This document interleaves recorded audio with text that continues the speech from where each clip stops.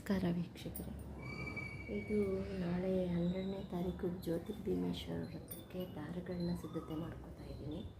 ಇದು ಮದುವೆ ಆಗಿರೋರು 9 ಎಳೆ 9 ಗಂಟು ಈ ಥರ ಫಸ್ಟೇ 9 ಎಳೆ ದಾರ ತಗೊಂಡು ಅರಿಶಿನ ಹಚ್ಕೊಂಡು ಆಮೇಲೆ ಮಧ್ಯಕ್ಕೆ ಒಂದು ಹೂವು ಹಾಕಬೇಕು.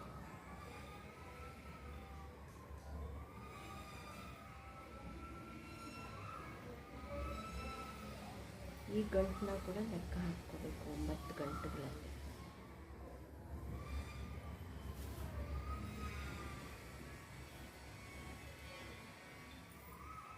ಇದು ಒಂದಾಯಿತು. 2 3 4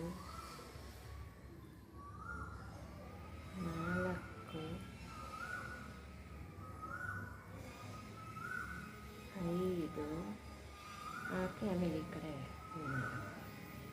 6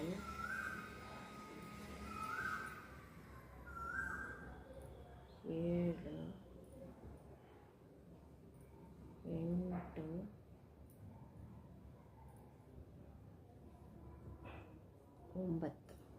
9 ಗಂಟೆ ಹಾಕಿದ್ದೀನಿ. ಇದು ಈ ಥರ. ಇದು ನನ್ನ ಮಗಳು ಮದುವೆ ಆಗಿಲ್ಲ ಇನ್ನೂ, ಅವಳಿಗೆ 5 ಎಳೆ ದಾರ ತೊಗೊಂಡಿದ್ದೀನಿ.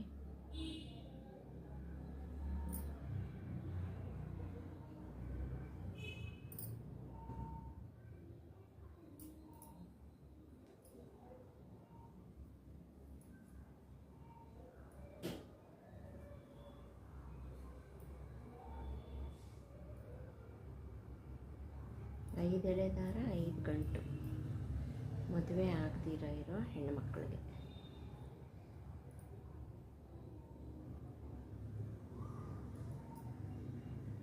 ನಾನು ಇನ್ನೂ ಒಂದು ಹಾಕ್ತಾಯಿದ್ದೀನಿ.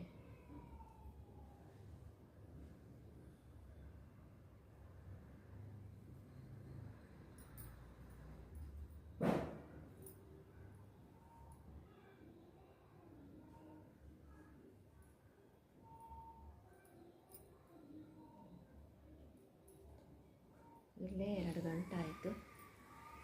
ಇಲ್ಲೊಂದು 2 3 4 ಈ ಕಡೆ 5 5 ಎಳೆ 5